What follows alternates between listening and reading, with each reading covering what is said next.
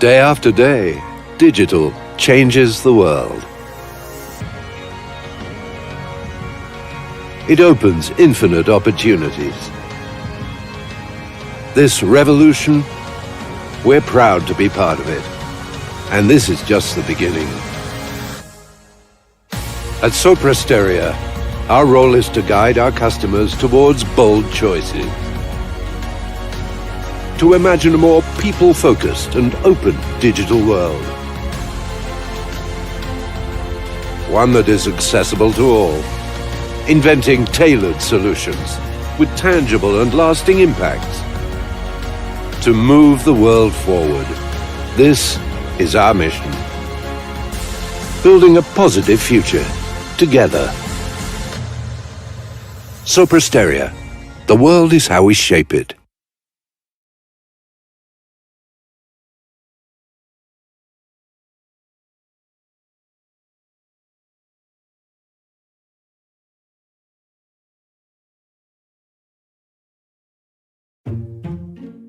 Hi, my name is Ruslan and I have been an intern with IBM Quantum this summer. My name is Yeva. My research at IBM focused on studying pharmaceutically important reactions using quantum computers. Hi, my name is Rachel Lee and I'm currently a sophomore at Harvard studying computer science and statistics.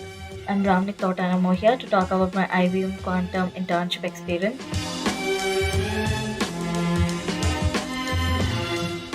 Going for an internship at IBM Quantum was a no-brainer for me. Implementing configuration management functionalities to the QTracker tool. I knew very less about quantum computing and I just wanted to give it a try.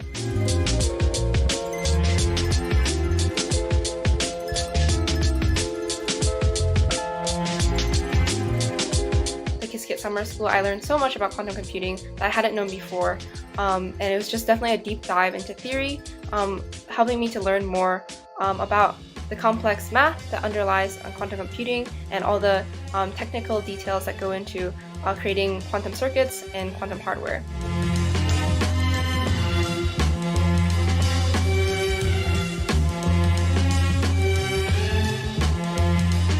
It looked encouraging for me to apply, to work with IBM Quantum, and I am humbled to have had this opportunity. It's a world-class science and it's done by world-class groups.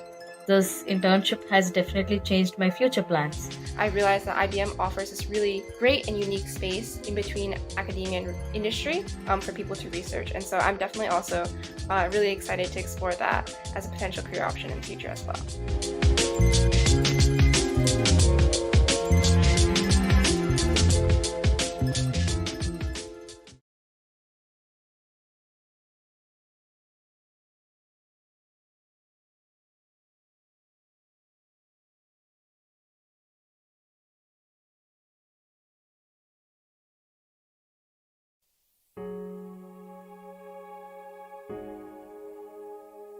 There are parts of our world where light can't reach.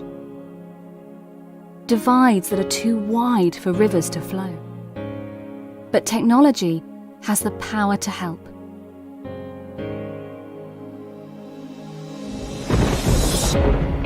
In remote areas of Nigeria, connectivity brings new life to local communities, opening doors to trade, banking, better education, and healthcare.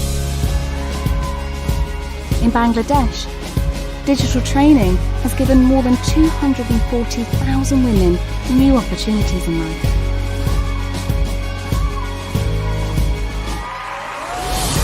With AI, deaf children everywhere can translate written words into sign language. So no child misses out on the joy of storytelling. In Central America, upcycled smartphones help rangers detect poachers and loggers, keeping rainforests safe for everyone. Our planet may not be perfect, but digital technology can help make it better.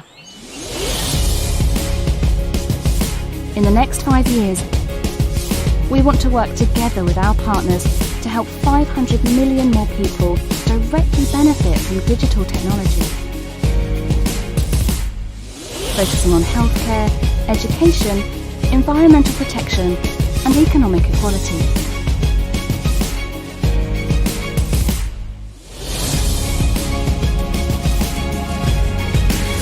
Tech for all. Pass it on.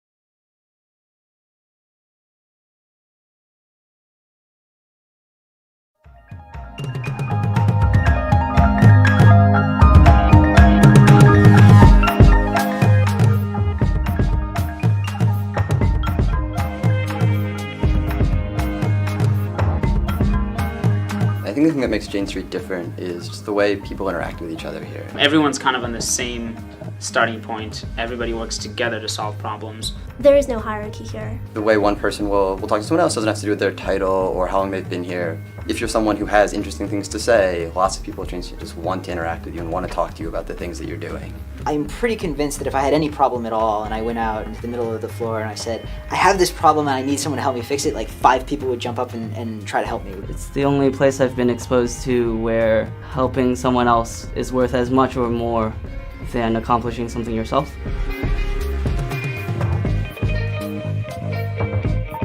Everybody shares ideas. Nobody tries to say things like, no, I discovered that result, that's my intellectual property. What really makes Jane Street different is how easy it is to get your ideas heard. And literally, it could be, days from the time you have an idea to the time you can test it, and you can really test it, in a real life environment. My favorite perk has to be the food. The food's pretty good here. The food is really amazing. I managed to eat something like 2 or 3 lunches a day. I have a friend who refers to my job as buffet a la Jane. You're not cooped up in an office by yourself, so it's a very social atmosphere. The culture here, in a way, is actually more academic than what I was used to as a graduate student. People don't hide their really awesome results that they've found to themselves. They share them with everybody, and they share them even when they're half-formed thoughts. I've learned how to take very large problems and think about them, how to take something very complicated and break it down into small issues. Everyone gets it wrong. No matter how good you are, it can always be done better. That's a great realization, because that means that you're just trying to make it as good as you can. This firm has an environment where people are really passionate about what they do. And so the result is that you're sitting amongst people that you can learn from constantly. To feel that we're all on the same boat and everyone is interested in making sure that you can do it well, and that you will feel satisfied with whatever it is that you're doing.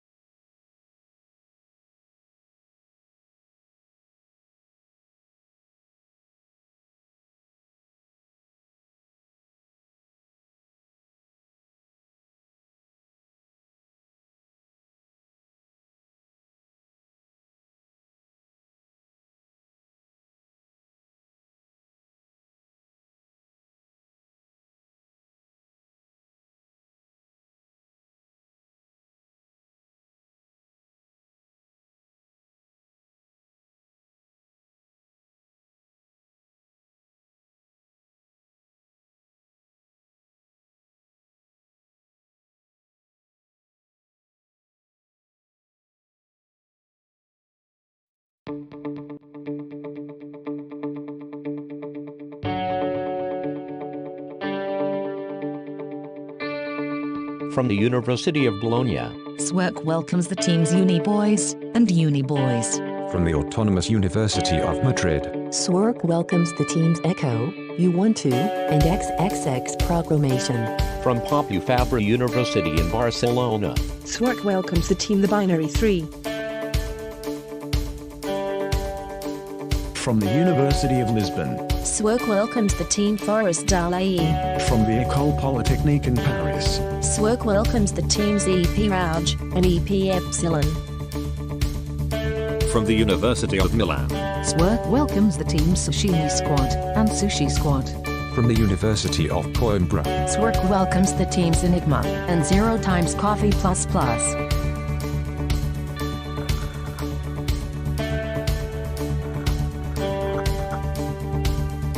From the Israel Institute of Technology in Haifa. SWERC welcomes the teams Placeholders and Technion TTT. From the University of Trento. SWERC welcomes the teams Uni Trento Muscatries, Uni Trento 2, and Uni Trento Newby. From the Science Faculty of the University of Porto. SWERC welcomes the teams Puch Gang and IOR Friends.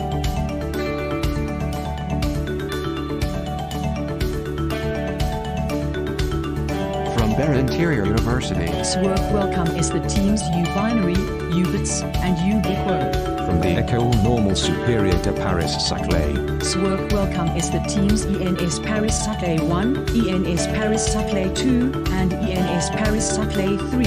From l'INSA Lyon. SWERC welcomes the teams INSA Lyon 1, INSA Lyon 2, and INSA Lyon 3. From the Lycée Pierre Defema in Toulouse. SWERC welcomes the team Coding 4 Cobs.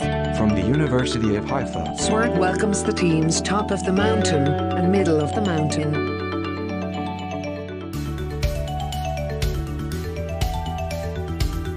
From the College of Management Academic Studies in Tel Aviv. SWERC welcomes the team 0x Dead Code. From the Polytechnic University of Milan. SWERC welcomes the teams Moradinellini and Polymi 2.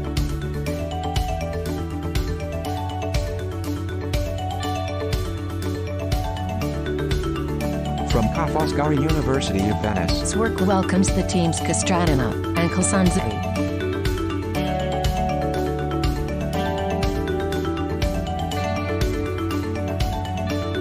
From the School Normale Supérieure in Pisa. SWERC welcomes the teams SNS1 and SNS2.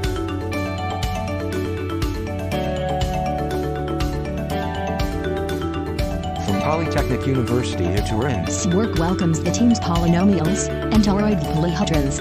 From the Sapienza University of Rome. SWERC welcomes the teams Sapienza Black, Sapienza Red, and Sapienza White. From the University of Pisa. SWERC welcomes the team Unordered Multimap. From the Free International University of Social Studies Guido Carli in Rome. SWERC welcomes the team Lewis. From the University of Padua. SWERC welcomes the teams SGSS and MU.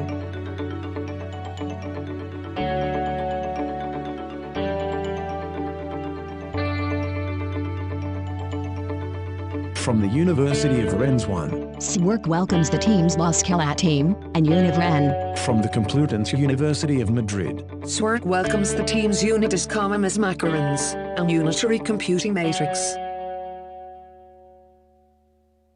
From the Engineering Faculty of the University of Porto. SWERC Welcome is the team rated C++. From Paris Sciences et Lettres University. SWERC welcomes the teams CPES 1, CPES 2, and CPES 3.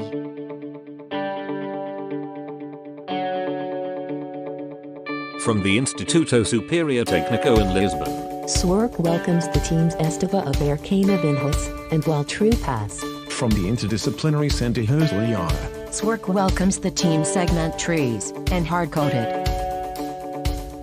From the Sorbonne University in Paris. SWERC welcomes the teams Tricon X, Jusu 1, and Jusu 2.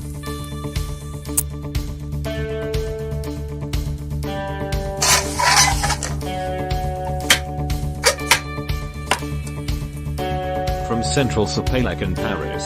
SWERC welcomes the team UA Control.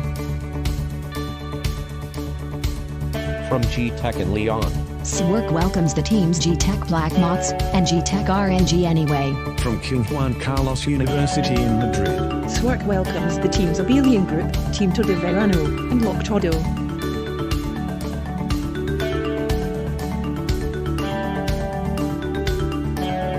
From Tailacum Sud Paris. SWERC welcomes the teams AnyVidi, Lec Coders, and Casual Coders.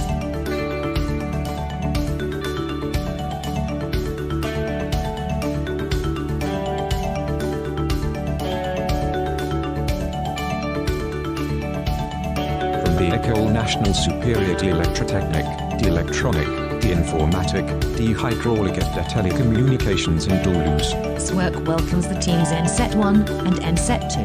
From the Polytechnic University of Catalonia.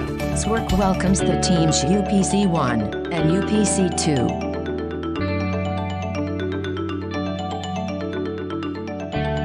From École Normale Supérieure in Paris. SWERC welcomes the teams ENS Solum 1, ENS Solum 3, and ENS Solum 2. From the University of Murcia. SWERC welcomes the teams Win, SWERC, FT, FT, Team Solo Greedy, and Accepted, Gerita, Retry.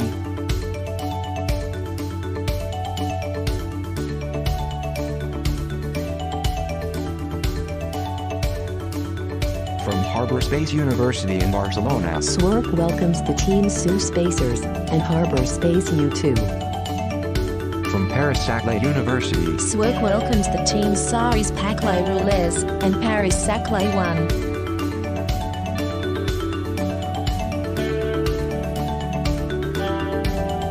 From Swiss Federal Institute of Technology in Zurich. SWERC welcomes the teams Prom ETUs and Lethargy. From the Polytechnic University of Valencia. SWERC welcomes the teams ETSINF 1 and ETSINF 3.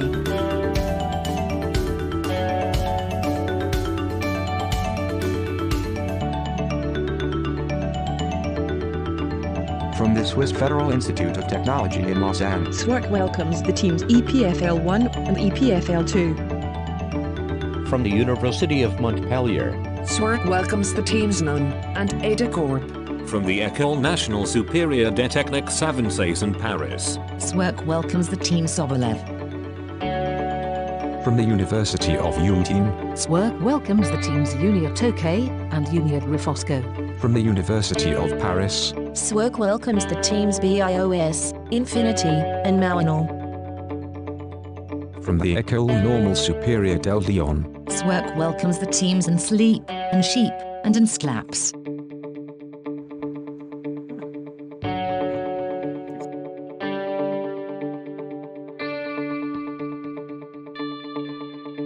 From Tel Aviv University. SWERC welcomes the teams Madagascar Penguins and Yellow Monkeys. From the University of Lille. SWERC welcome is the team Objective Plus 2.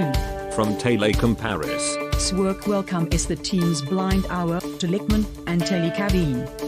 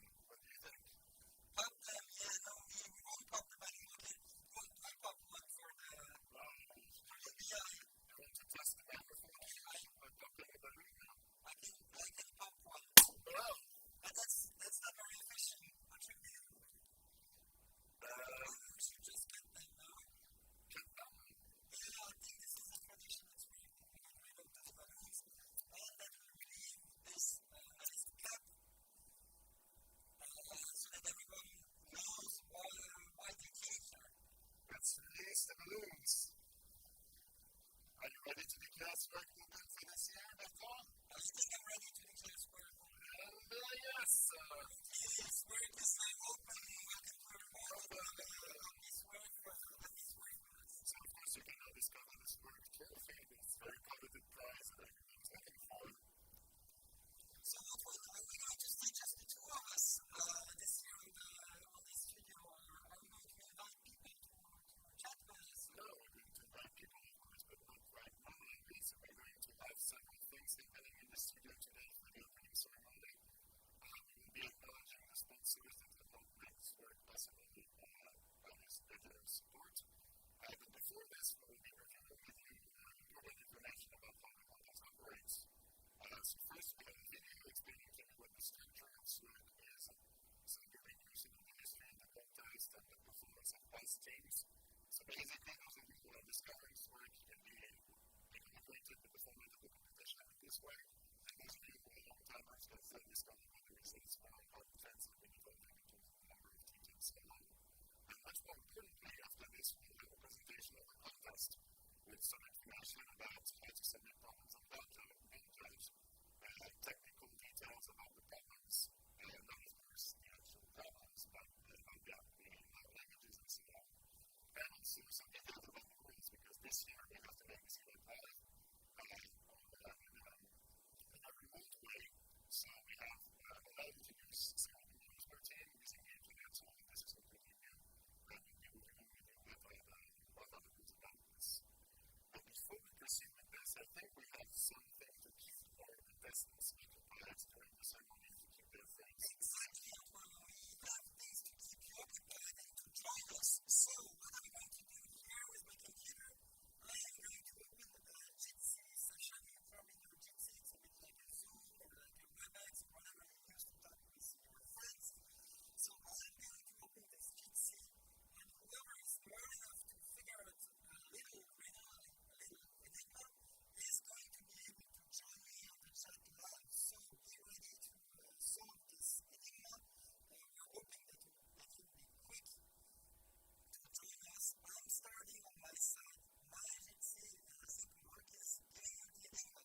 What is exactly this first enigma that we should solve? Well, it's just been revealed on the chat. You probably saw it on the chat before. We're talking about this because of the video today.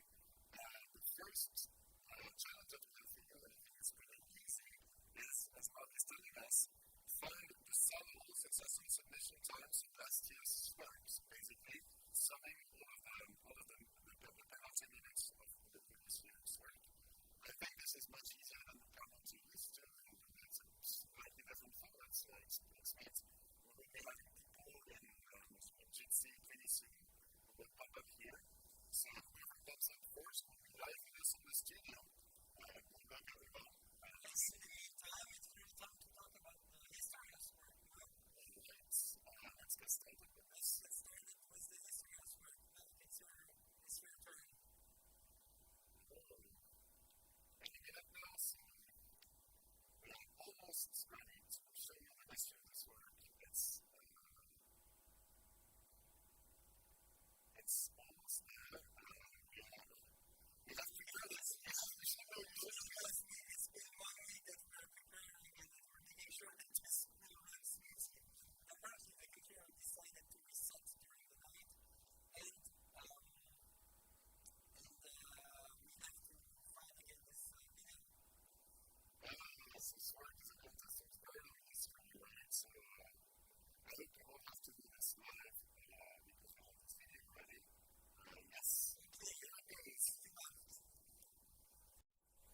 participants, whether you're new to SWERC or you're familiar with it, let's take a moment to review the ICPC contests of the event.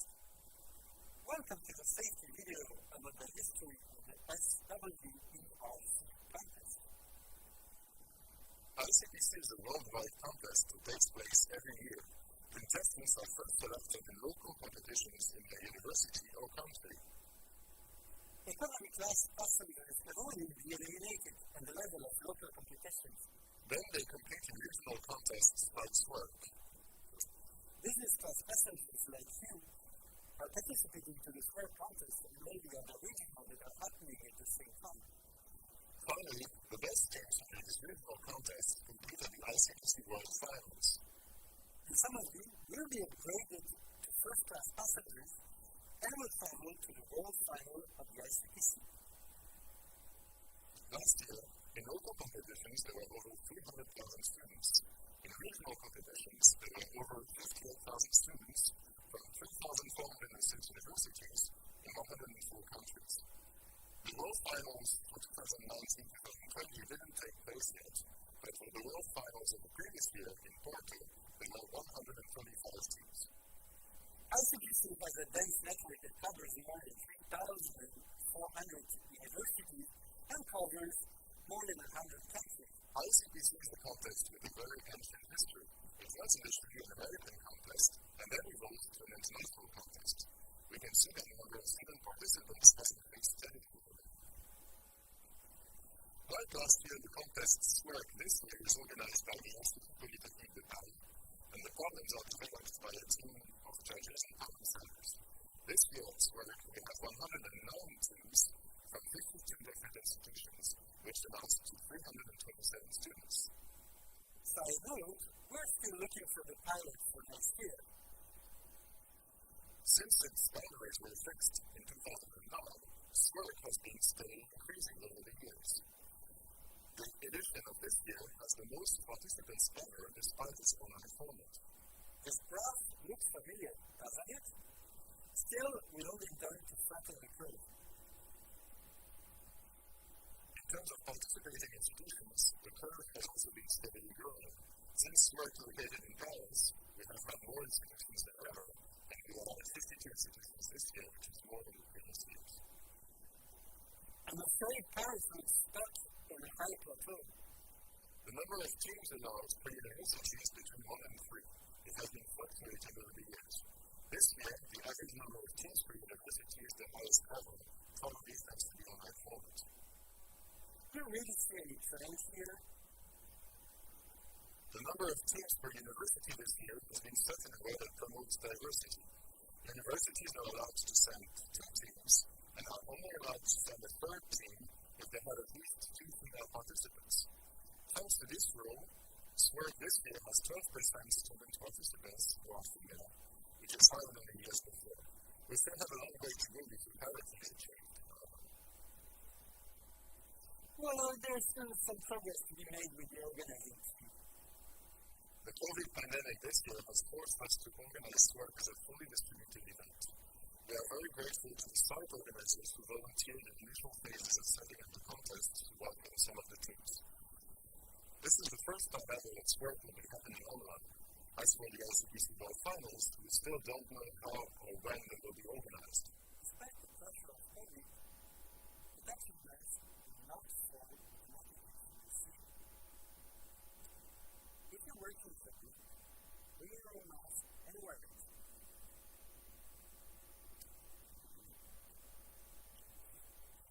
Sadly, this year the medals will have to remain virtual, but we will give out books to the top winning team, and we will also give the SWERC trophy to the best team at SWERC this year. This contest is a big 3 medals. 2 gold at the top, 4 silver at the middle, and 8 bronze at the middle. Now you can see which SWERC teams have been promoted to the ICPC World Finals. Last year, SWERC was won by École Polytechnique, followed by Universitat Politecnica de Catalunya, and then followed by ETH Zurich. In previous years, SWERC was won by EMS Paris, then by UPC again, and by ETH Zurich as well. Mr.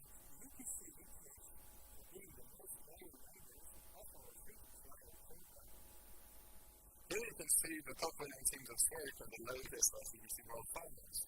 We have Buenos Aires, SWERC, EPC, SNS, and the University of Porto, who was welcoming the contest. Isolated pictures of them.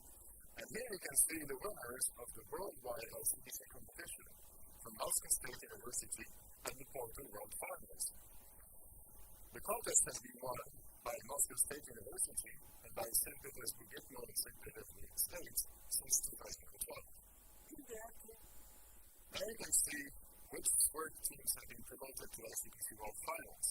Last year, SWERC was won by École Polytechnique, followed by Universitat Polytechnica di Catalunya, and then followed by ETH Zurich. In previous years, SWERC was won by ES Paris, then by UPC again, and by ETH Zurich as well. Alright, so now it remains to figure out who will be the winner of SWERC 2020-2021. So let's determine this. And that's anyway the contest.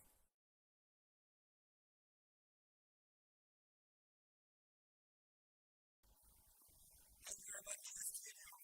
So probably you know already those facts. I'm still waiting for people. To join us. Oh, we have someone from UBI. Welcome. What's your name? That's your decision. Just use easy. Yes, you have to. When you do a challenge, you should catch this with the person. Can you put the. You hear me? Can you? So, yes, what's name? You hear me? Just please cut your. We have a video of last was name, but I think it doesn't. Doesn't show.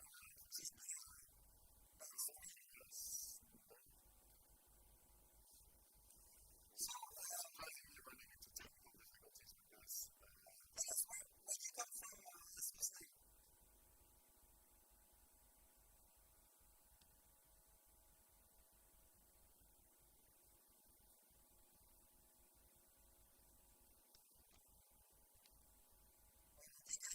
I can see us was name, but I'm not sure you hear me. Yes, we have someone from Portugal. You're answering in the chat. Okay, yeah, we do. Okay, if you want to open the microphone. So tell us, how hard have you trained at UBI to take this trophy home?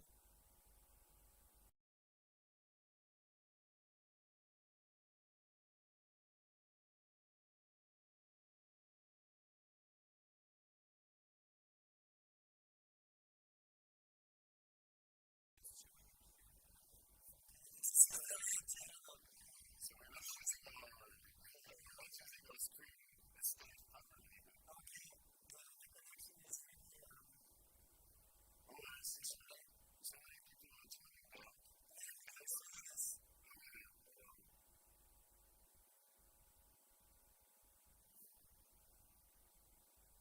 Well, people are joining us. Hello, guys. How are you doing? We have someone. What's your name?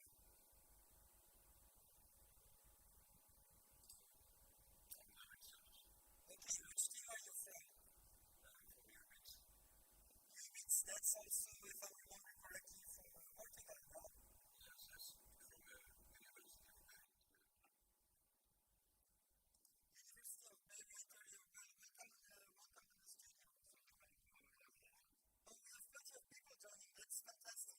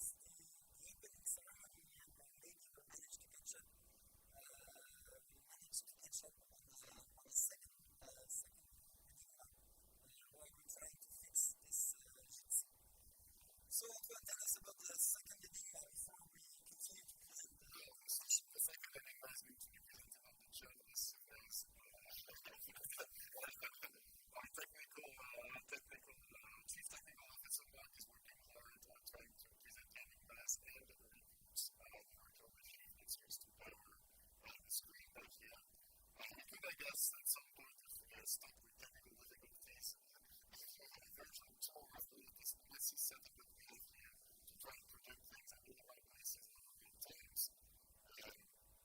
So we have the yes, this second enigma is much trickier than the first one, which will hopefully give us a bit more time to make things work properly and hopefully we're not welcome to solve it. I'm not completely confident it will be solved by the end of the research, actually, because it's very challenging. You have to take all of the teams from SC's work as indicated on the SWERC website, and for all of the teams in their institutions, you have to everyone coordinates with the institutions on the data. The goal of the enigma is to compute the center of mass of these teams, and these are teams on the right, and if you take the center of mass, it's a ball that's inside the sphere of the Earth. And this happens to be below a city in southern France. And we want to know what is this city, where is exactly the center of mass located. So whoever finds the name of the city first will be able to join the agency, and hopefully we'll be able to see them and interact with them. So my agency is ready in the morning for you, and I'm hoping we'll fix those technical issues to broadcast you live on our giant screen. And before that, let's move on to the practice to the latest information videos.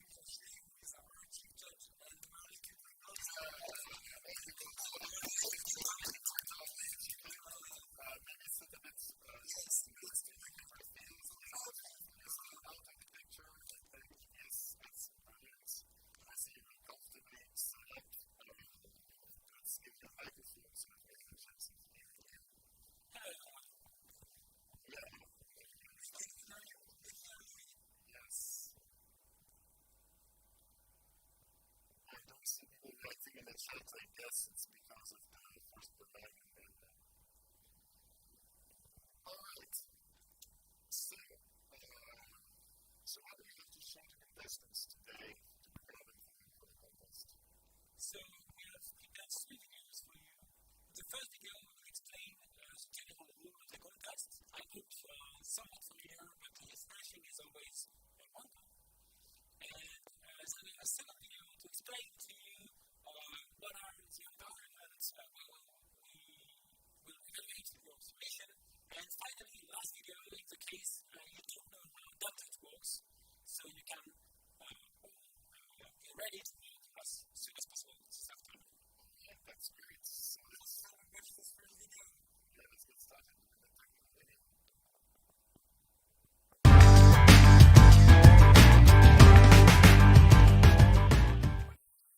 Let's present some technical information about the contest. A technical program contains a short description and information of the products.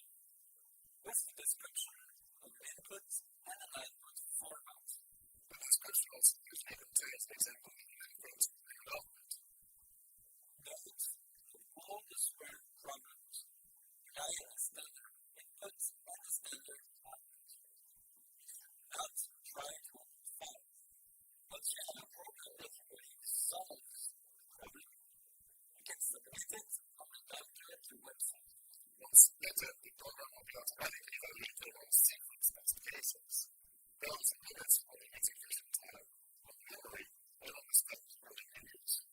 Preferably when you receive comments on the manual or routine by judges. Once this evaluation process is finished, you will receive one of the following verdicts. Correct. Making together another method. Late, which means that you submitted after the end of the process. Wrong answer, which which means that the outcome of your program is not the one that was expected. Time limit, which means that your program will not finish in the allocated time on one of the test cases. Compiler error, which means that your program is not compiled, and that compiler errors don't cause penalties. Whatever, which means a variety of things. Salutation form, exception raise, cycle form, and so on. All the limit and no language, which means that your program is not producing output, and else pays too much for output. Means that you can only submit one source file at a time. The guarantee that all inputs are all correct relative to being performed. Our system lies on some variations, like missing UI in the end, but it's better for you to respect the output format. Finally, the time limit of the requirements to have an efficient output. This year, the supported languages are C++ 17, C11, Java 11, Kotlin 1.4, Hello 4.08, and L 3.7 with Python. The judges believe that the problems are more roughly as difficult in other languages, and in particular, the hard algorithms should pass in all languages. Obviously, some languages might be more difficult to work with. So to see which notoriously lacks a proper standard library, but no language comprises a feature that would randomize the problem. To make sure that the problems are equally difficult in languages, the judges have decided on the following tolerant multipliers. 1 for C, C++, and Java. 2 for Kotlin and Java. And 4 for Python. This means that the time limits to pass the Kotlin and Python is 4 times the printed time. Some language features are strictly forbidden.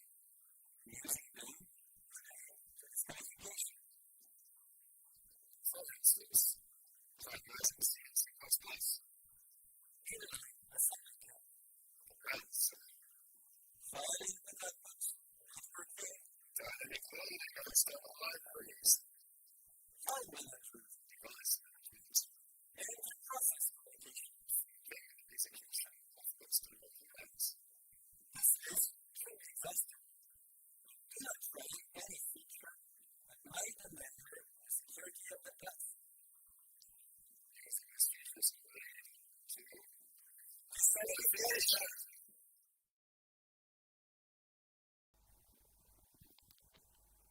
Very nice.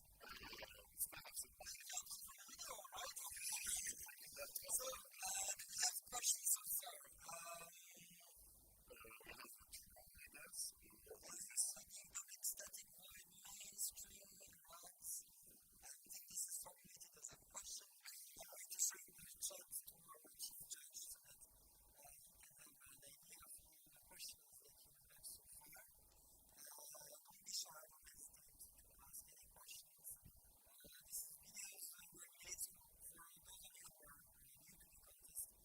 Probably you are also new to the information, so if you've been there a few times, surely you know everything because you've participated, but this is new to you, like the state was this now.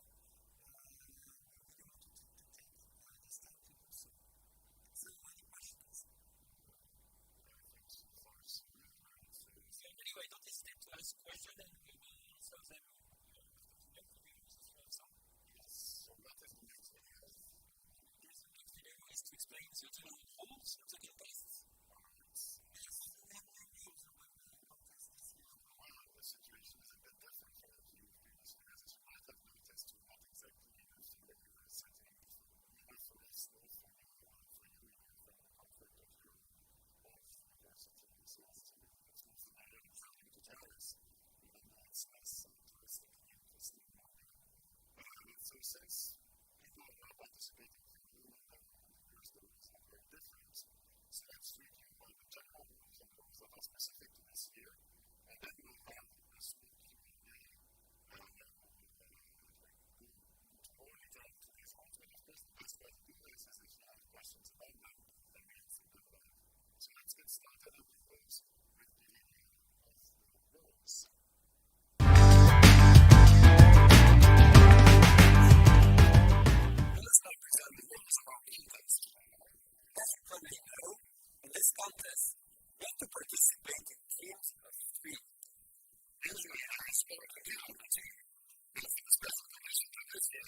all the 3 team members can easily learn how to implement. During tomorrow's contest, you will have to solve 13 problems. Yes, I said 13, 1-3, of varying difficulties. At the end of the contest, the teams will be ranked according to the number of problems that they have solved. Teams with the same number of problems will be ranked by decreasing score, where the score of the team is the sum of the score they obtain on each problem. The score of an unsolved problem is always 0, and the score of a solved problem is the number of minutes that have elapsed since the beginning of the contest, plus 20 minutes per field submission, and the penalties are only counted for solved problems. Therefore, the first goal should be to solve as many problems as you can. And you should try to minimize the failed submissions at the time before you solve the problem. If you have questions regarding the problems or the government, please send a clarification request. For a question regarding your problem, the most likely answer is no comment, which means that the answer of your question can be deduced from the problem statement or that it does not matter to solve the problem. In the case when there really is an issue with the problem, or a bug in the problem statement, the clarification request is likely to be issued to all contestants, which is why we strongly advise that you regularly check your clarification requests. The only path communication during the contest is between you and the teams and with a member of the same team. To communicate with the team, you are free to use any platform you want, or to meet in person if it is safe and allowed in a country. To communicate with the judges, you should use the clarification request mechanism on Downjudge. If you cannot submit a clarification request, for instance, if Downjudge is not accessible for you, then you can try to send us an email. We've worked really hard to have an environment which is as secure as possible, and I think it is difficult to bypass the technical limitations we have put in place. However, please do not try to jeopardize the security of the system. If you do this, you might be immediately disqualified. Don't try this. Don't try this. As you know, you have full internet access and you are free to copy-paste and adapt your code from the internet or from books. However, you can only do so if the content is publicly available.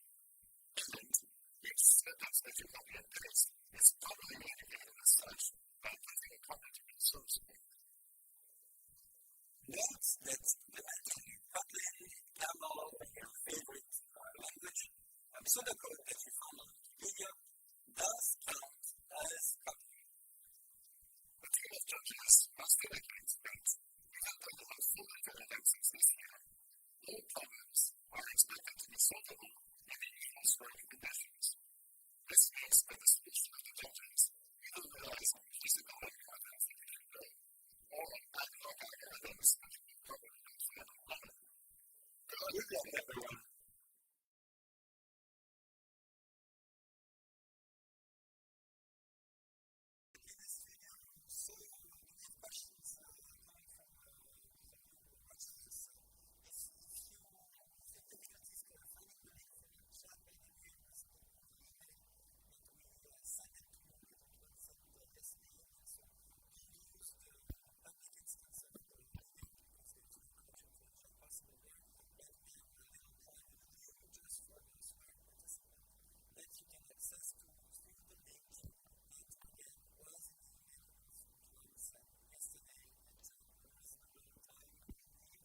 So, the email said tomorrow, and I sent it, but it's such a last minute that it says time tomorrow, not later today, which would have been confusing.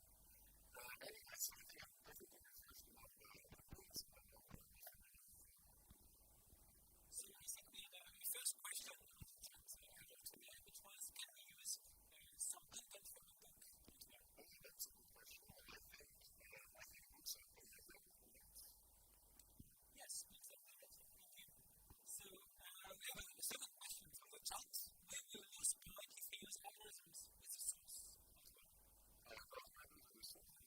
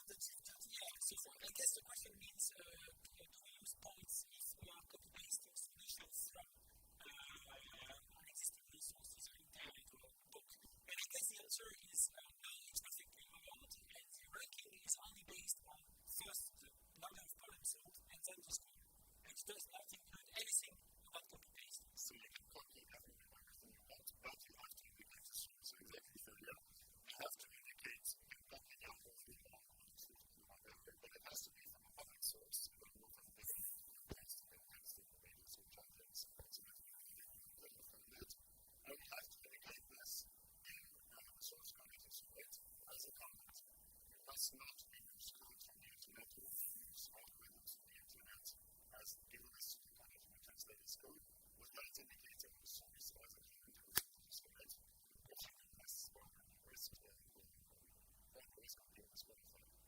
So the short answer for the question from you is no. The second question, should I read it? A public GitHub repository is considered as a publicly available source, right? Question mark. So, Chief Judge, what do you think about this? So, GitHub is considered as public in rules, but the source code of the GitHub has to be committed before the beginning of the contest. You cannot use source code that has been committed during the contest. So obviously, I cannot share my code with other teams during the contest using GitHub. That's right. Yeah, you cannot use something from public. That's a super important point. Yes, if you use GitHub to collaborate with your peers, with your team, that's fine, but it has to be a private repository. It must not be a repository that's public, because of course, then if you commit code publicly and other teams start using it, then that's a violation of the rules. You're not supposed to share any information about problems online during the contest. That includes, of course, posting the solutions as well as that in a public repository. Even the corner sheet, you should not make it during the contest. After the contest is possible, okay? But we don't want to be shared openly on the internet before the contest until you have access to it alone and you and your teammates. But can we post on the contest at the beginning of the contest? Oh, I'm not involved in this judging system. I should be there. As to do with the SWERC, this is it's okay, but please post it before the beginning of the contest, because otherwise we can never know and build out.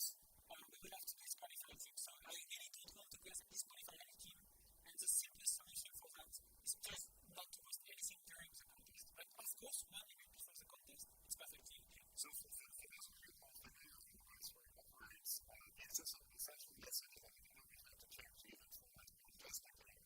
But they've not changed problems, the judges have not changed problems in a significant way. The main difference is that there are more problems than usual. But the problems are still the same style and are still expected to be solvable with the usual techniques of working hard and making clear what else is engaged in it. So don't feel that you have to run on the internet and you will be tempted to do this, but the simplest way of doing things is just to imagine that this is SWERC as usual, and to just go to your computer with your resources, and to try to do anything with the internet. And this is the way that I expect the best performing teams to actually work. So that's a nice safe way to do it. And the final question about the practice, I think you can answer this one. So the question is, can the coach help during the practice? So during this work, the contest tomorrow, the coaches are not able to help you in many ways. If you not communicate with the coaches, but during the practice, if you want, you can ask questions to your coaches and discuss with them. We encourage you to try to solve the problems by yourself with your aid. But if you want help today, you can contact the coach today. Today, that's being strict, strict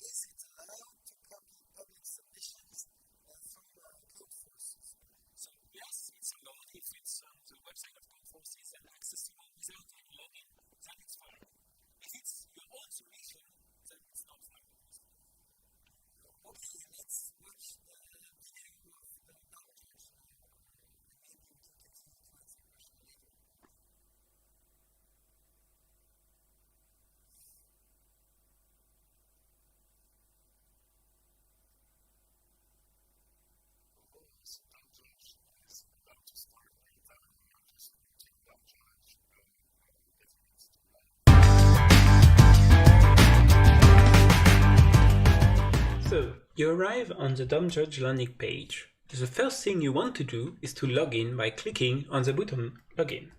Once you click on the button Login, you arrive to this form where you need to input here your username and here the password. Both of them should have been sent to you by email. Then you click on Sign In and you arrive to this page, which is the landing page of the contest. Here you can see the problems here. And if you click on any of the problem, you will get the PDF text of the problem, so you can read the problem. Here you can see the summation that you already made. Here you can see the clarification answers to questions you could have asked or to message sent by the judge team to you. You can also ask your own question by clicking on the request clarification here.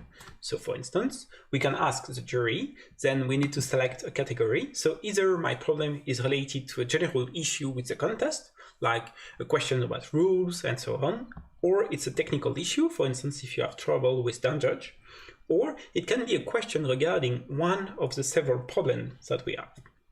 So you select one of the problems, and then you ask your question. For instance, what are rats? And then you enter send. The clarification request will be sent to the jury and answered as soon as possible. Oh, it seems we already got an answer from the jury to our question. So you see the time it was sent, you see who sent the answer, so here it's the jury. You see that it has been sent only to you and not to everyone. We see we have a reminder of what problem it concerns or whether it was a general issue or a technical issue, and then we have the answer, the textual answer. We can click and see that we have the answer, and the jury said that the rats are small mammals. Okay, so that's for one question. We can now make our own submission to a problem. For this, we can click on the submit button. Then we need to select one of the problem, for instance, the problem rats. Then we can also specify a language in which our solution is implemented, and then we need to select a file. So I have selected a file called a.cc, so the system will automatically deduce that it is C++, but I can also specify that it's C++. Then I submit my file. The system asks me for confirmation, so I confirm, and then I get my submission done. So we see here in blue that this is the first submission that we've made on problem I, and then our result is pending. The page will automatically refresh, so we don't have to refresh manually. Then we can wait for our submission to get the answer and the verdict of the submission. So here we are waiting. We can also click on the submission. And here we see that the submission got a compiler error. So we can click on it to see what was the compiler error. Here it's a C++ problem. I included a wrong header, so my submission fails. No. I'm now making a new submission, so I have my problem, and I need to set the correct problem statement, and it's still C++, so then I can click on submit. I make my submission, I wait, and I will get my answer. So once again, you can refresh the page or wait for it, because it automatically refreshes. So I'm waiting for the answer. And now it's correct. So we see that we have a green here, and one important feature is that we see that we have solved this problem on the first tries. This is because the compiler errors are not taken into account. So compiler errors are not really error in the sense that they don't give you penalty. Then I see that my score here is 10,055. This is because the contest has started 10,000 minutes and 45 minutes ago. Okay, so now I'm ready to solve another problem. But maybe I can look at the problem set here. Maybe I want to download all the samples. Maybe I want to see that the limits is 1 second and I have 3 GB. I can also look at the problem text, and this time limit here is also specified. So if I'm wondering what problem I should do next, one feature of the Dumb Judge I can use is the scoreboard. Clicking on the scoreboard gives me the list of problems solved by other teams. So the scoreboard can be frozen at some point in the contest, meaning that in the last and a half hour before the end of the contest, we don't have an updated scoreboard. But for the first hours of the contest, the scoreboard is updated constantly, and we can see what people have submitted. So for instance, we can see the current ranking, we can see what problems are solved the most, and we can use this information to decide, for instance, on solving problem B because it seems that it is simple, or problem high. We see here that the most solved problem was problem B, but problem high has less wrong summation. So maybe I will tackle problem B, maybe I will tackle problem A, but I have already solved problem A. And now I'm ready to finish this contest.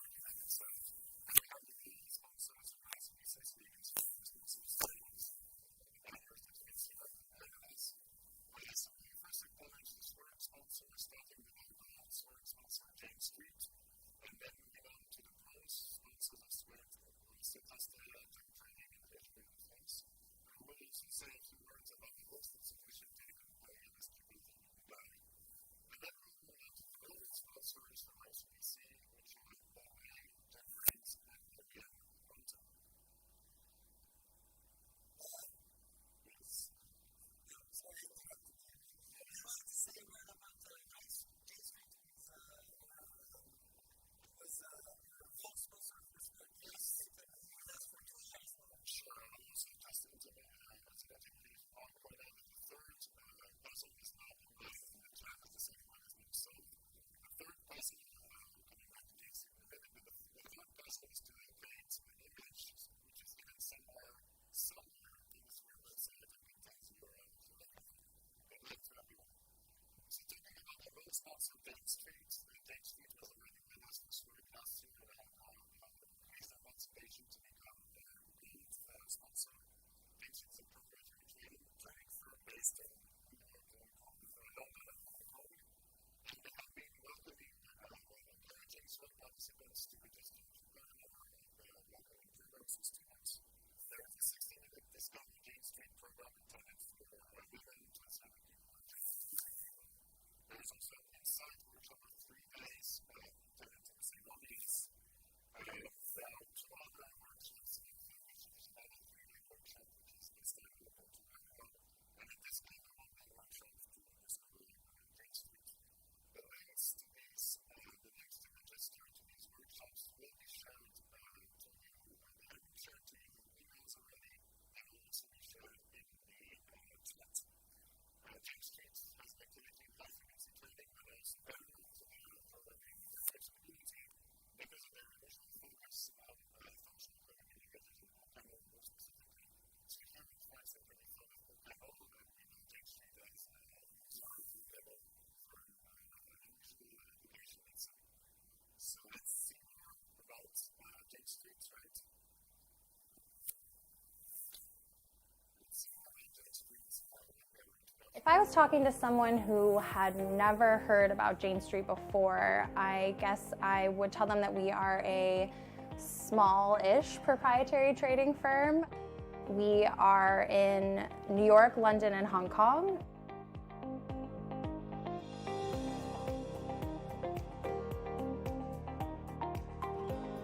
I always thought I'd go to math grad school ever since I was little. That just seemed like what people who were good at math did. But I interned at Jane Street kind of just because I thought the interview questions were interesting, and I realized that it's a lot of really smart people who like to think about the same things I do. I decided to come to Jane Street after I did an internship my junior summer, and I fell in love with the culture and the people here. I learned more in that summer than I had in 3 years at school, and I really felt like everyone around was happy to teach me things and help me grow in a way that I found really valuable. Jane Street really does recognize that, mentoring and whatnot is incredibly valuable, and so there's not like there's no sort of tension of, I could be spending my time working, but instead I'm, teaching someone which is not valuable. That feeling just isn't there at all. So, people are basically always happy to teach you stuff. Everyone here is always willing to stop what they're doing, no matter how important it is, to chip in and help you out with the problem that you're working with. I decided to come work at Jane Street because I was looking for a place that I could use functional programming in industry, and so I came to intern here, and I think after working here for a full summer, I ended up falling in love with the culture of this place. There are tons of puzzles all around the office. We play a lot of Hanabi, Dominion, Terra Mystica. We have foosball table and ping pong and pool, and people really like the opportunity to step away from the desk and spend a little time hanging out in a more social context. I would say that the interview process is challenging, but I think most people who end up being a pretty good fit also think that it's fun. A lot of the interview process is kind of designed to help you think about problems that you maybe never thought about before and approach things in a new way, and to get a sense of what it's like to work with you and what it's like to solve problems alongside you. If I were looking for a new place to work, I think the 2 things that I would look for most are difficult problems that will keep me learning every day, and on top of that, the ability to really make an impact wherever I work.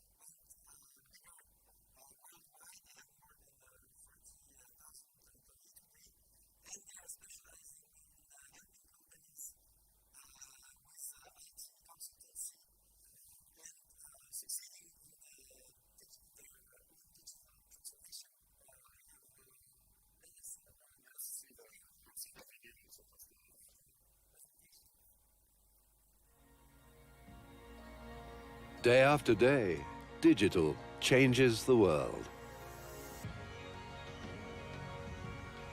It opens infinite opportunities.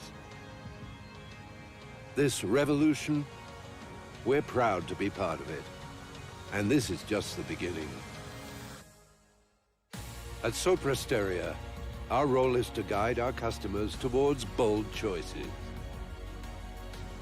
To imagine a more people-focused and open digital world. One that is accessible to all. Inventing tailored solutions with tangible and lasting impacts. To move the world forward. This is our mission. Building a positive future together. Soprasteria. The world is how we shape it.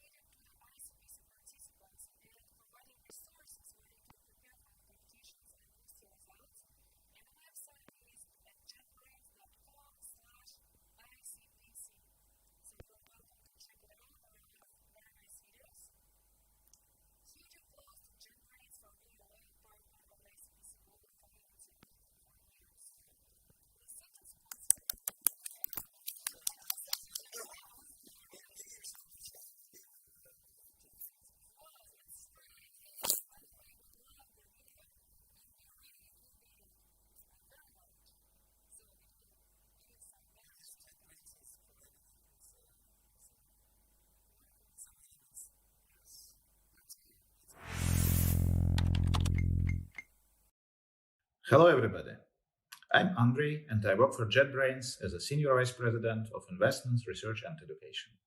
Welcome to Regionals.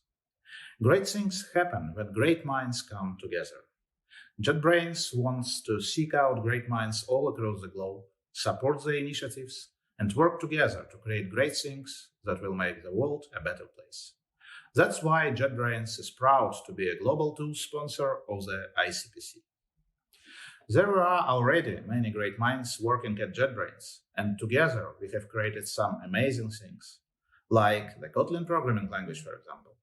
It keeps on growing and growing in popularity. In 2017, Google began officially supporting Kotlin as a language for writing Android applications. We have also created professional development tools like Cline for C++ programmers, IntelliJ IDEA for Java, PyCharm for Python, and also educational tools that help people learn and teach programming.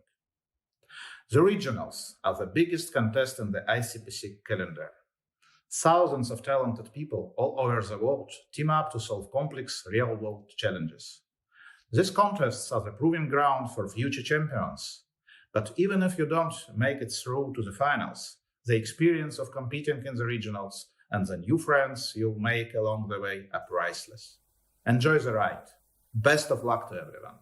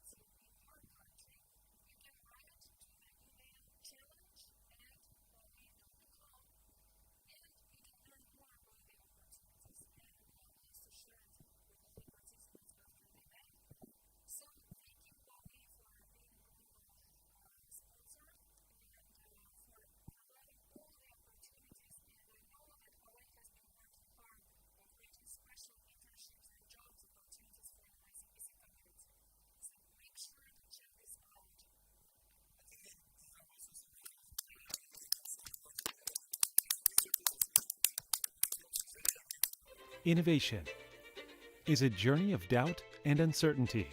From 5G deployment and its ecosystem came digital transformation in all industries.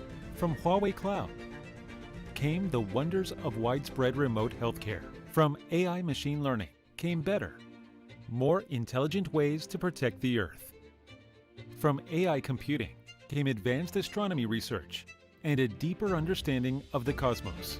From new ways to live, a greener Earth, and futures beyond our imagination. Our journey of innovation will never end.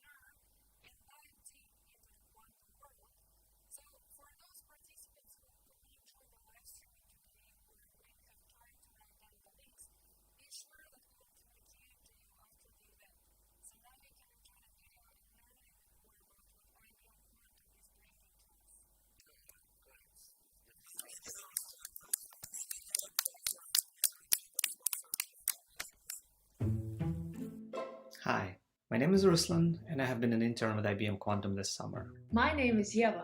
My research at IBM focused on studying pharmaceutically important reactions using quantum computers. Hi, my name is Rachel Lee, and I'm currently a sophomore at Harvard studying computer science and statistics. I'm Ramnik Thought, and I'm here to talk about my IBM quantum internship experience.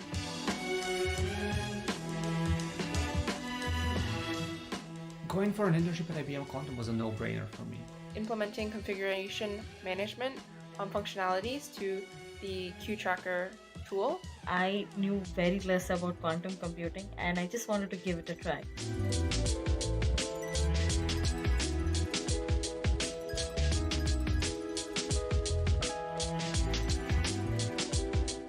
Summer school, I learned so much about quantum computing that I hadn't known before, and it was just definitely a deep dive into theory, helping me to learn more about the complex math that underlies quantum computing and all the technical details that go into creating quantum circuits and quantum hardware.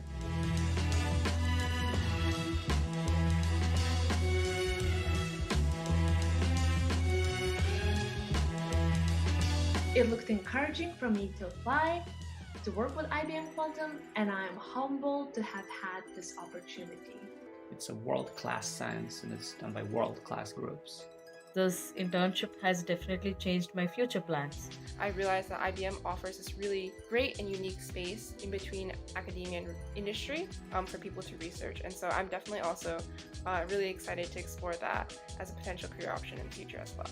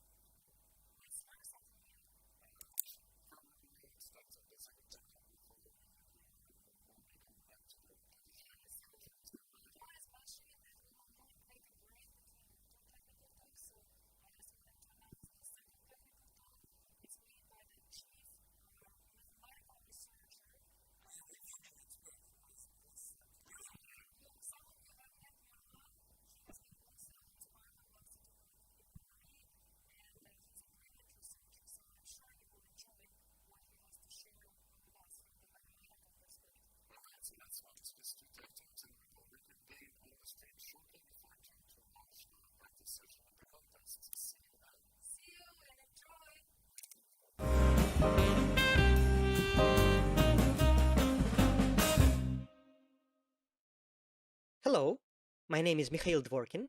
I am 2007 ICPC Gold Medalist and Kotlin enthusiast. In this short video, I will be using Kotlin to solve a sample algorithmic problem that appears sometimes on coding interviews.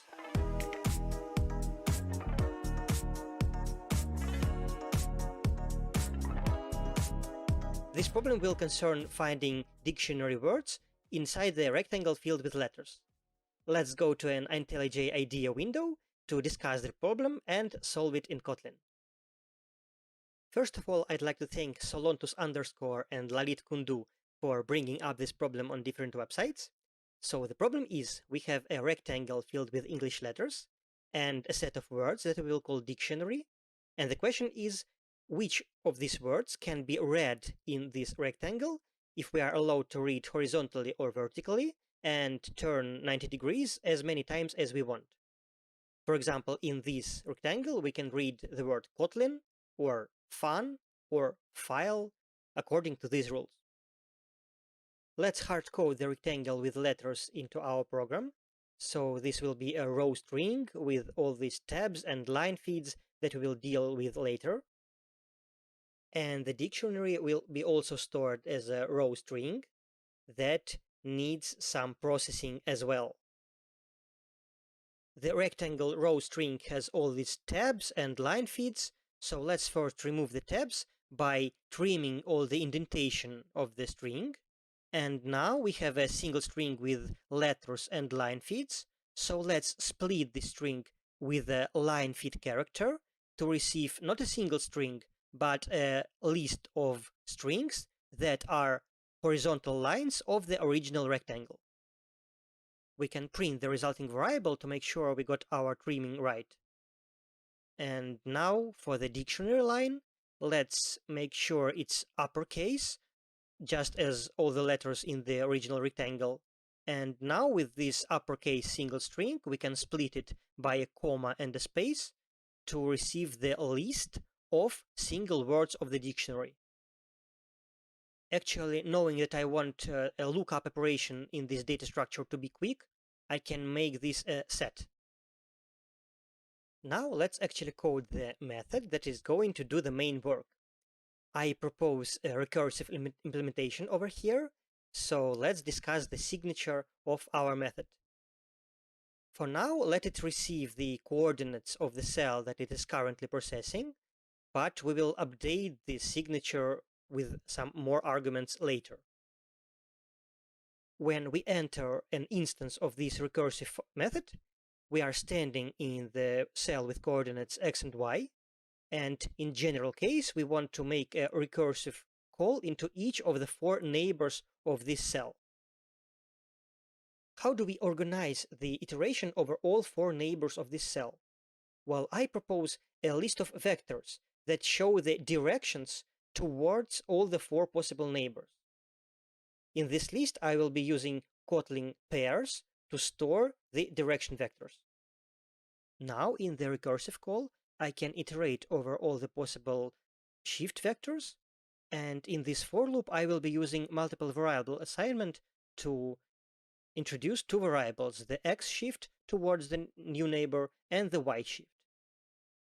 With these 2 variables, I can calculate the coordinates of the next cell that I will visit in the upcoming recursive call. We have the new x coordinate and the new y coordinate, but these 2 coordinates can show outside the rectangle, in which case I want to ignore this iteration of the for loop, as this shift vector is useless. Also, I definitely want to know the letter that is located in these new coordinates if they indeed show inside the rectangle. So let me write the code that does these 2 things simultaneously. I could have written a simple code that makes a direct access to the 2-dimensional array by the y coordinate and then by the x coordinate. But this code raises an exception in case a y coordinate or an x coordinate goes outside the rectangle. So let me rather use nullable objects here that Kotlin handles so nicely. And instead of taking the horizontal line with such index, I will rather use the getAllNull method that will give me the horizontal line with such index or null in case this index is invalid.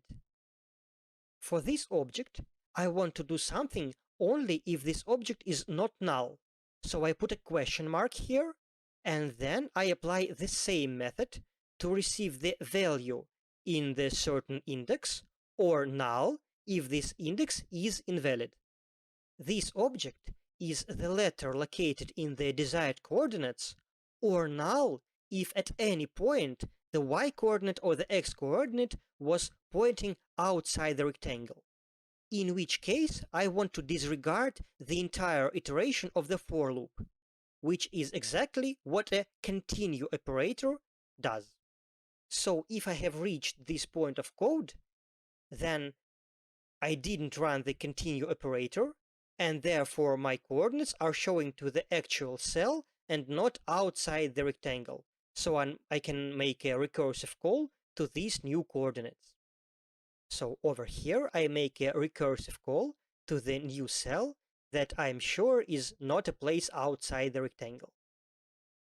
However, this resulting code is an awful example of the infinite recursion, because each instance of my method always runs several other instances of the same method for the neighboring cells, and they do the same recursively, and so on and so on and so on.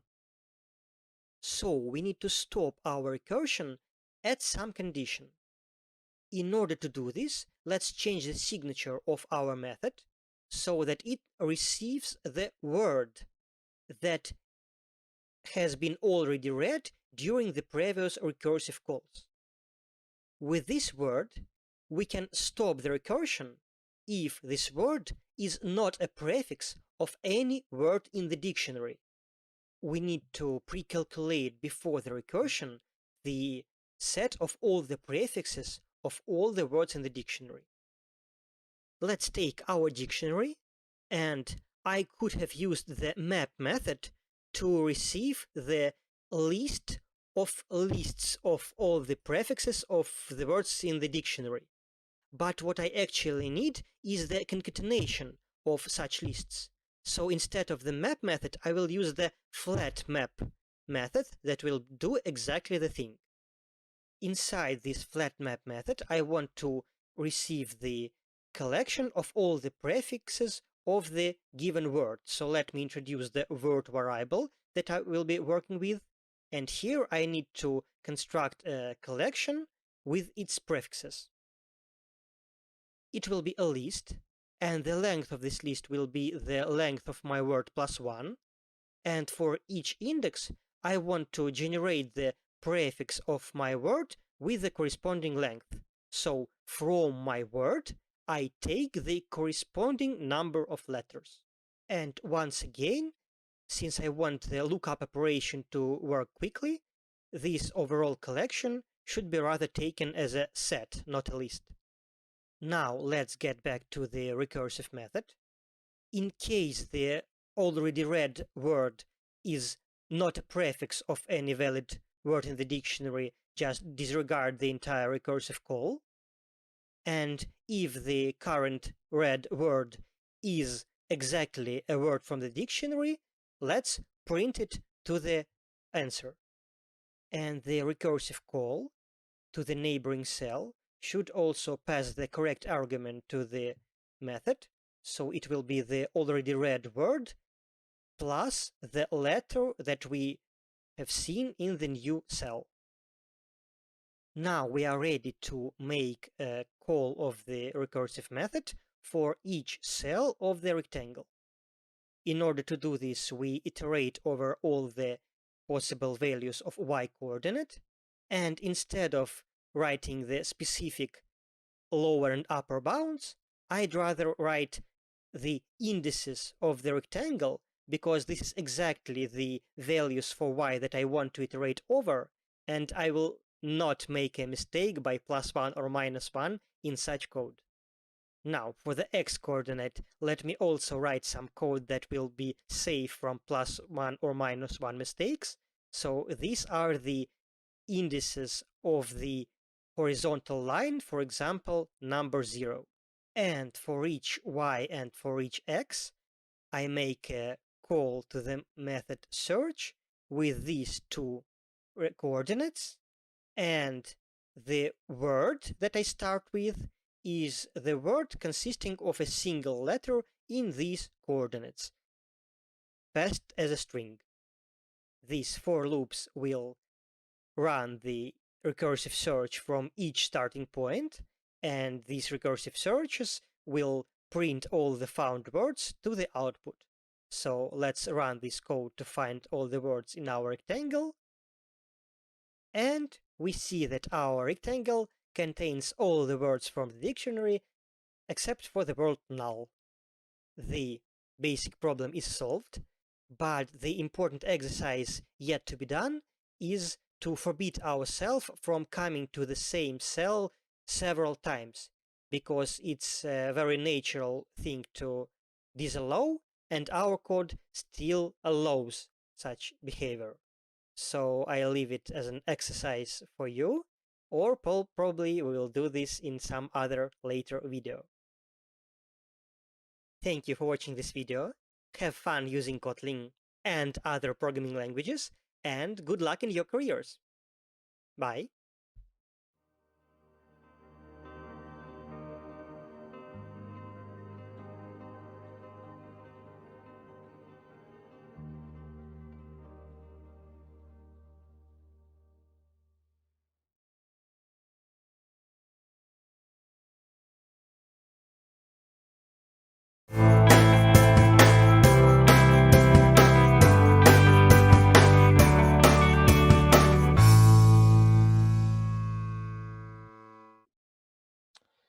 Hello, my name is Miron Debat, and my talk is going to be about this new disruption which is happening with this convergence of communication and computing and the movement from what I call the cloud AI to on-device AI.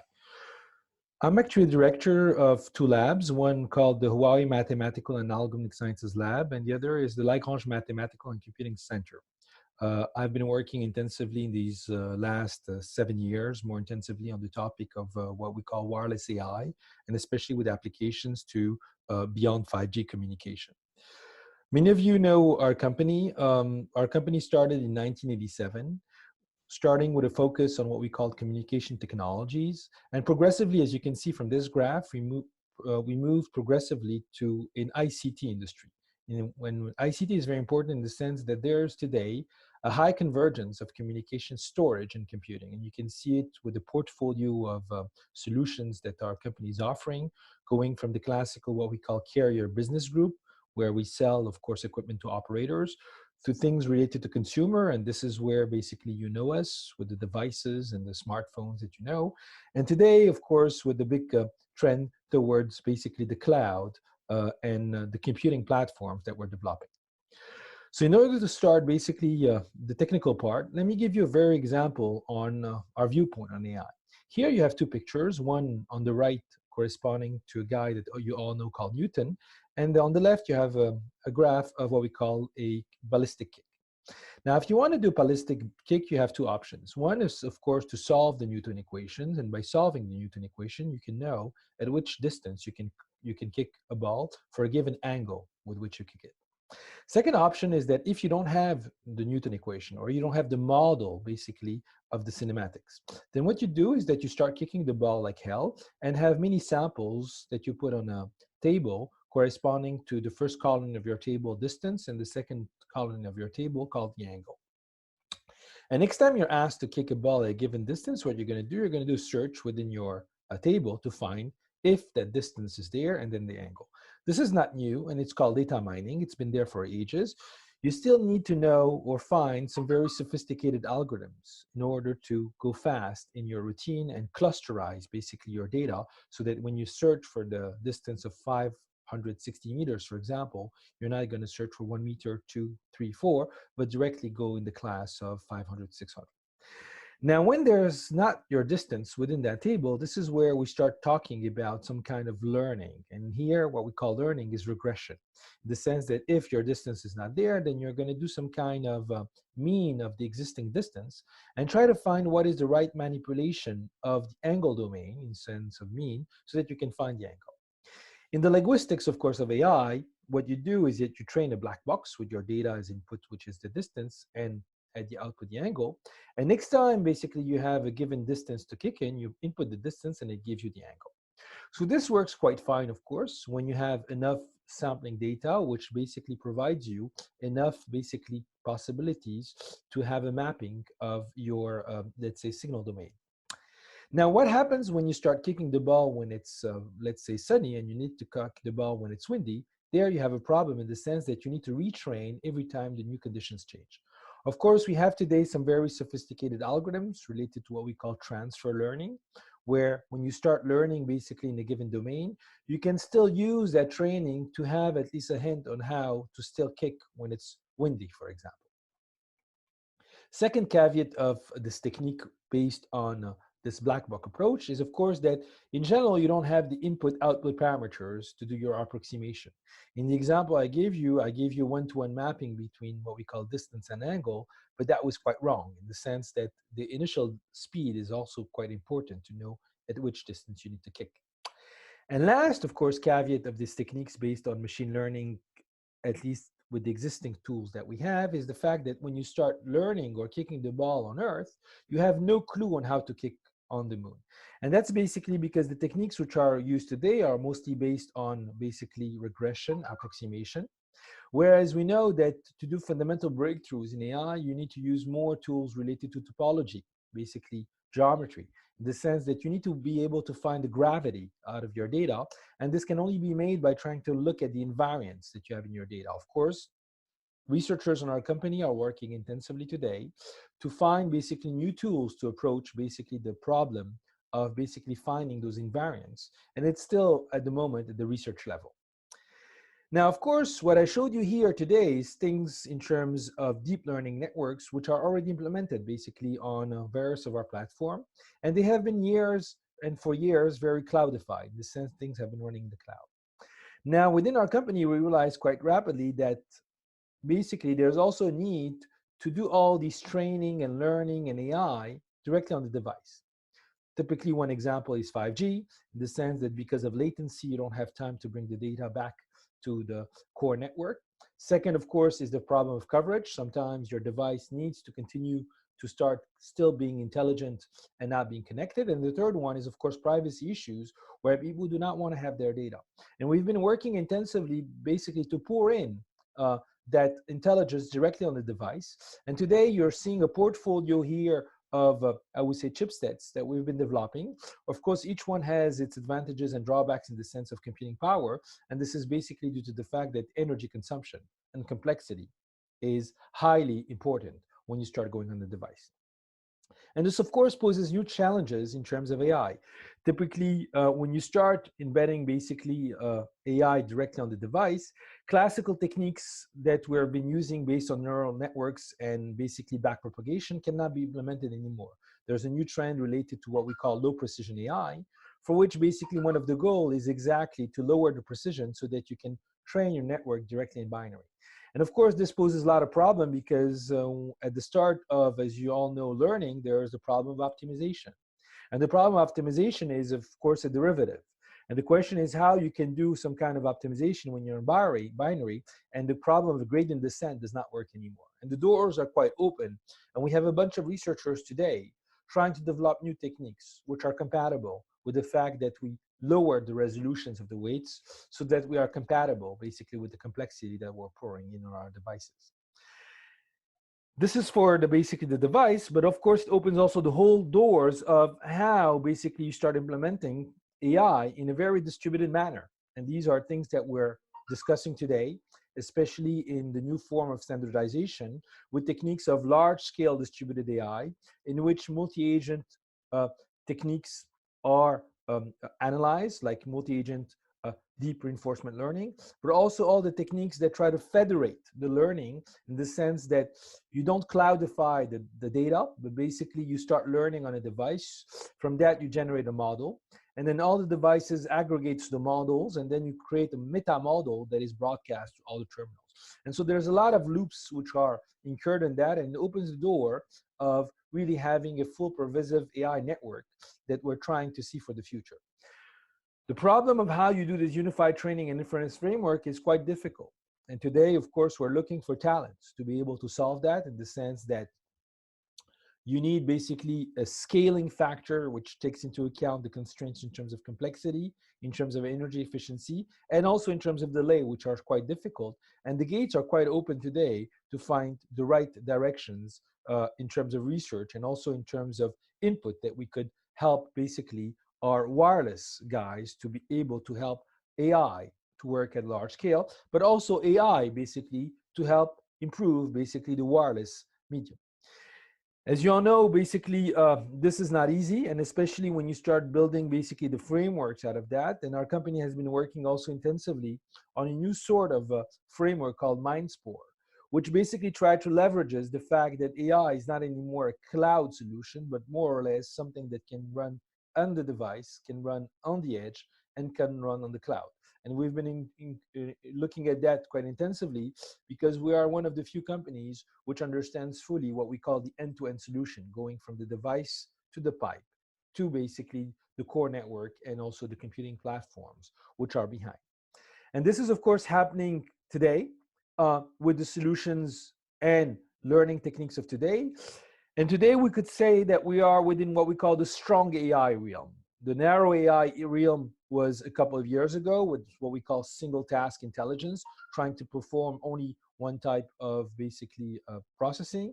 Today we're looking at more things which are related to cognitive inference directly on the device, which is a quite new trend in terms of research for us. And of course, we're also looking for talents to start also helping us look at the future. And the future is about what we call here super AI, with all the philosophical questions that you can answer around awareness, consciousness, and other aspects. I think you got a full overview of the activity related to cloud AI and towards on-device AI. We have today a breadth of researchers which are trying to move forward basically the boundaries of post-von Neumann architectures, post-Moore's law, also reinventing new techniques related to machine learning to go beyond basically the classical techniques based on correlation.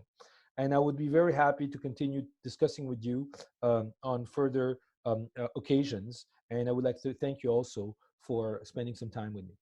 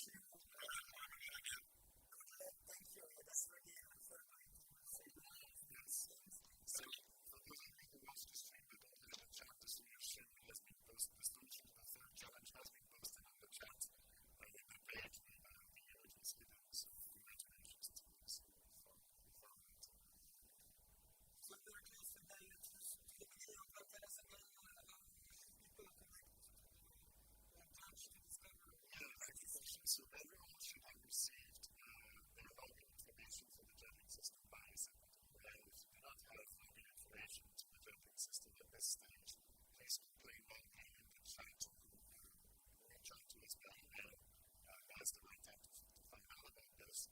So you have these information, so you know where the judging system is located, and once divulged, it's around publicly, because this way all of the judging information and all of this material is confidential, right? And that's supposed to share this with outsiders. So you have all of the connection information to reach the system normally. If you do not know how to do this, please say so in the chat right now. So you have messages from the chat and just check over your phone. But now we have very nice messages. Good luck, good luck. So if I'm receive with only networks of the So only the contestants have the position of teams has been confirmed and cannot change. So reserve participants can access the system, and this is by design. If one of the main contestants cannot participate, that is to revise this, but for now it's not possible. Let's see the countdown maybe. So I think I'm going to be logged in myself to see it. So you cannot see, I cannot see the countdown, but it's supposed to be starting in 1 minute, I think.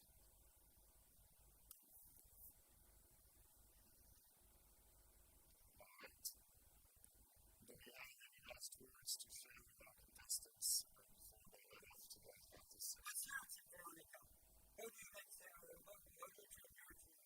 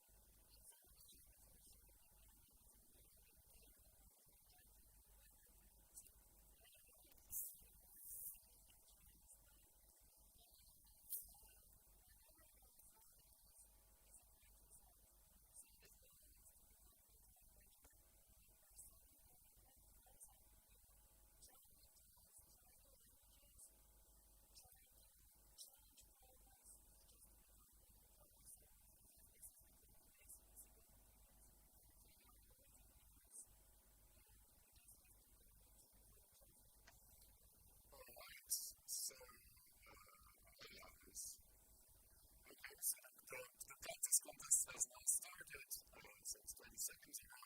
Good luck to everyone. We hope, of course, the system will work nicely. If it does not, you should write a clarification request to the judges on the platform itself. If the platform itself is broken or you cannot access it or your login and password doesn't work, please shoot us an email and we'll answer promptly. And other than that, well, good luck to the practice program team. We'll be back with you shortly after 3 p.m. to discover the results of the practice session and more importantly to answer any questions you might have about the way the contest will work. So good luck everyone.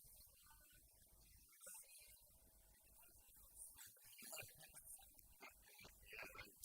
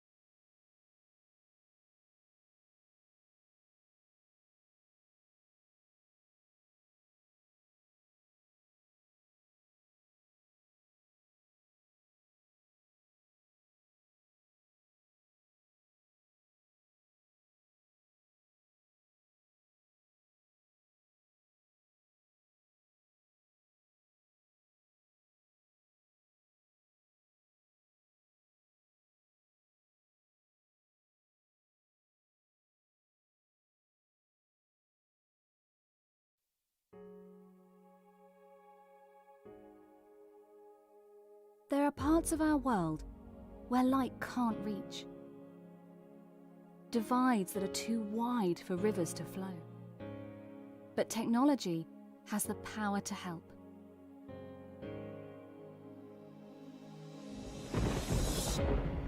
In remote areas of Nigeria, connectivity brings new life to local communities, opening doors to trade, banking, better education, and healthcare. In Bangladesh, digital training has given more than 240,000 women new opportunities in life.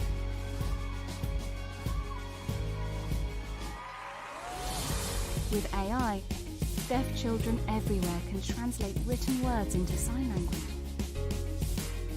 So no child misses out on the joy of storytelling. In Central America, upcycled smartphones help rangers detect poachers and loggers, keeping rainforests safe for everyone. Our planet may not be perfect, but digital technology can help make it better. In the next 5 years, we want to work together with our partners to help 500 million more people directly benefit from digital technology. Focusing on healthcare, education, environmental protection, and economic equality.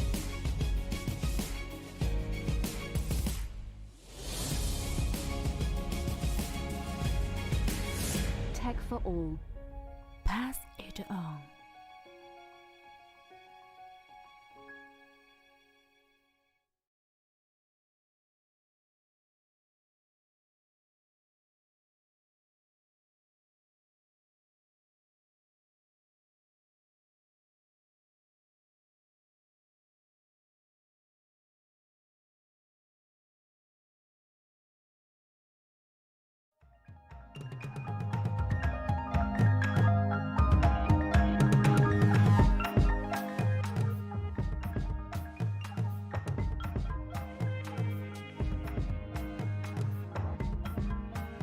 I think the thing that makes Jane Street different is just the way people interact with each other here. Everyone's kind of on the same starting point. Everybody works together to solve problems. There is no hierarchy here. The way one person will talk to someone else doesn't have to do with their title or how long they've been here. If you're someone who has interesting things to say, lots of people at Jane Street just want to interact with you and want to talk to you about the things that you're doing. I'm pretty convinced that if I had any problem at all and I went out into the middle of the floor and I said, I have this problem and I need someone to help me fix it, like 5 people would jump up and try to help me. It's the only place I've been exposed to where helping someone else is worth as much or more than accomplishing something yourself.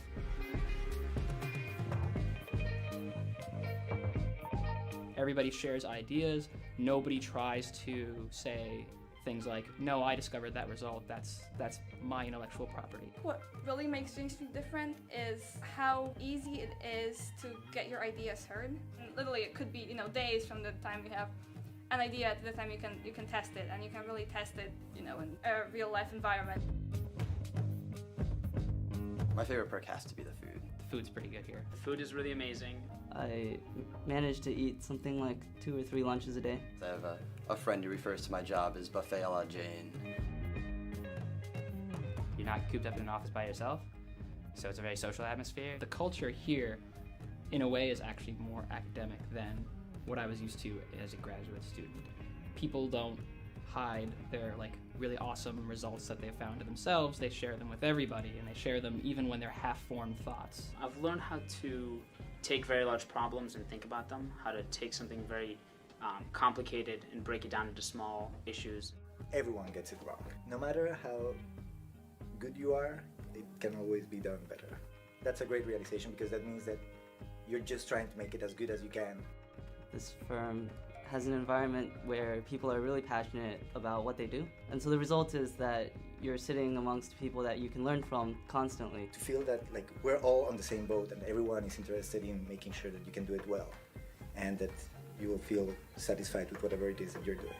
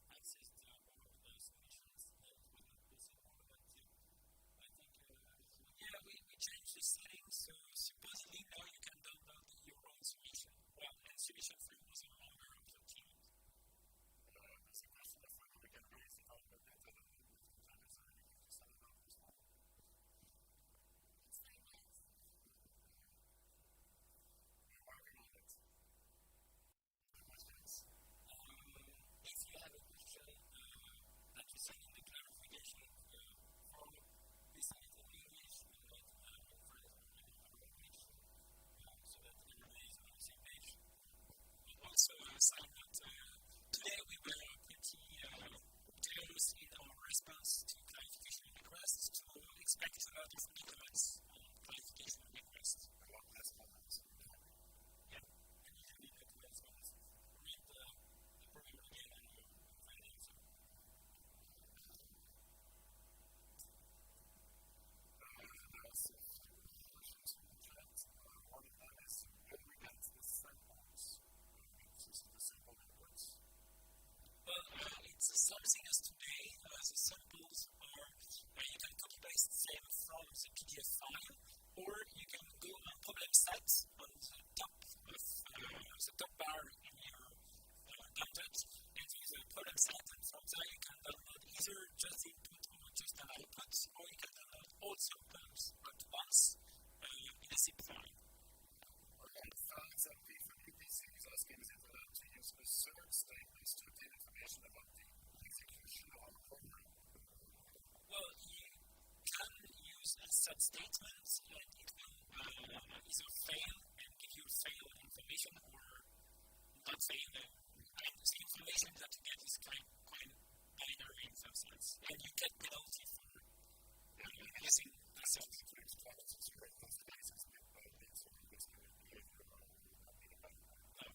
Obviously. There's some more with when we get all the samples just by the download of today, I guess Fabian will do some Islam like to get the secrets in judge test cases. Okay, well, let's also. So, yeah, maybe we can publish online subjects as well as the samples, but later in the evening, maybe.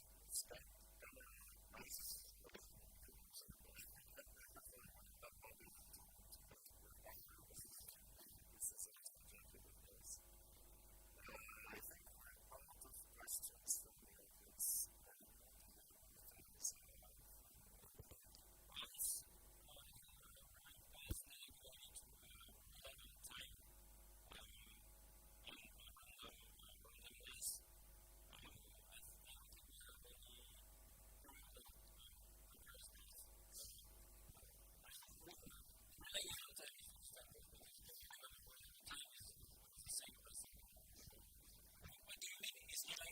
Times that gives you the current time. There are more questions. Emerson from UNSA asks when will we see the results? Because these are the results after frames. Can you specify more the question? I mean, the result of today? So that's a good question. Maybe we can unfreeze the scoreboard quickly. So here is the scoreboard.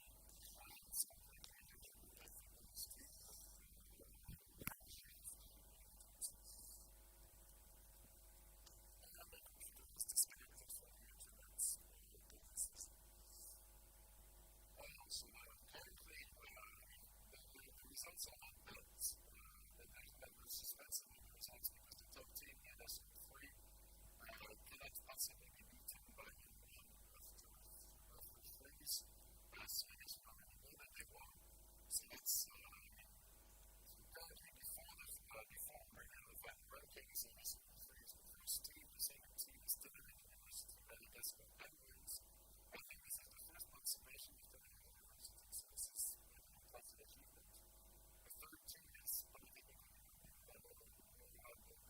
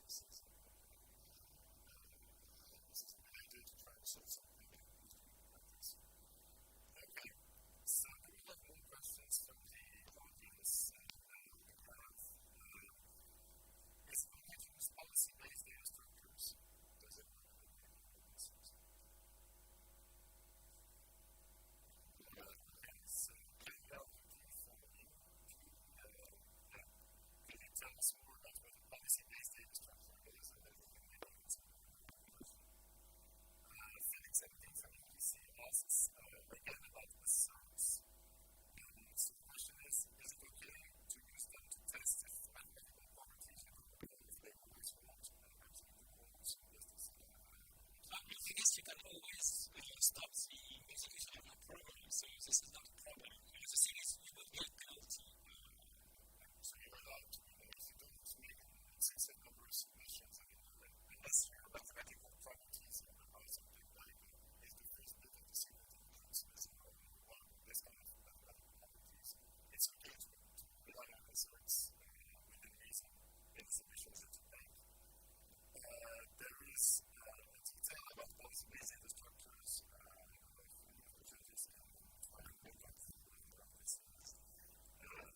This is this definition. Theory possibilities from the website tests how big is the stack. I know this was also stuff before. So was the for the stack, the limit depends actually on the language. So in C, C++ and Java, you have access to the full memory stack, thanks to the compiler stack. In Java and Kotlin, the stack is limited to 64 megabytes, and I think it's also shown on the website. It's not on the presentation, but it's on the website if you follow around it. And in Python, by default, you left the default Python setting for the stack, which is quite low, something around 1000.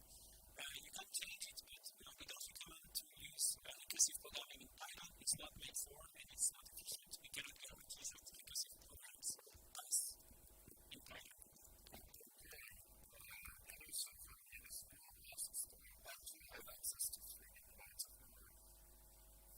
So, yes, the limit in terms of memory is 3 gigabytes.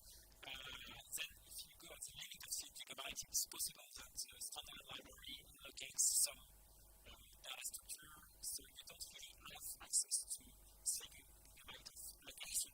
It's just that the program has 3 gigabytes. Thanks about the details about policy-based data structures. Do we have a chance to break that?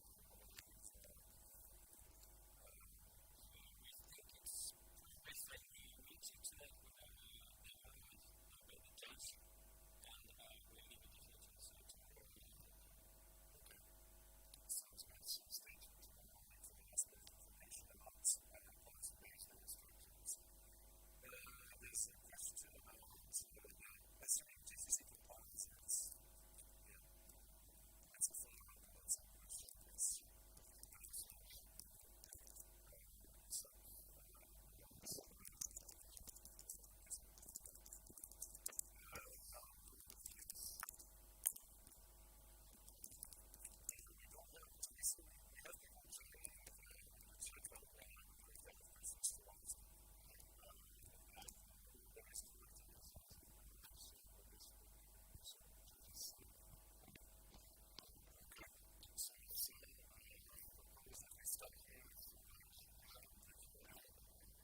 What's the rest of the program that the rest of the coding is for today?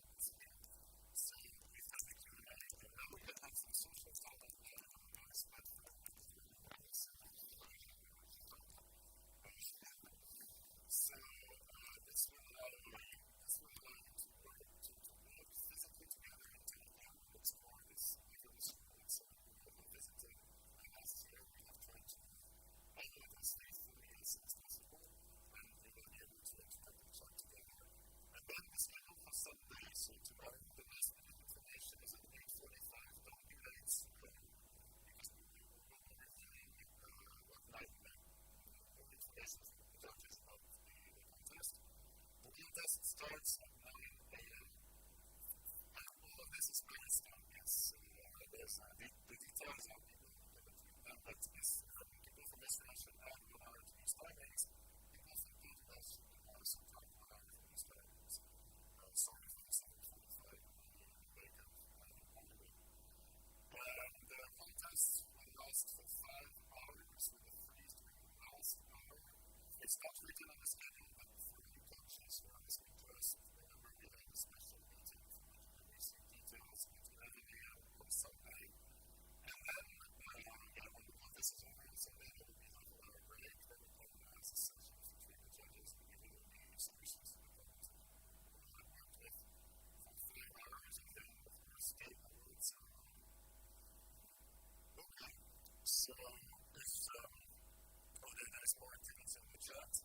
there's not explanation for the solutions of perfect.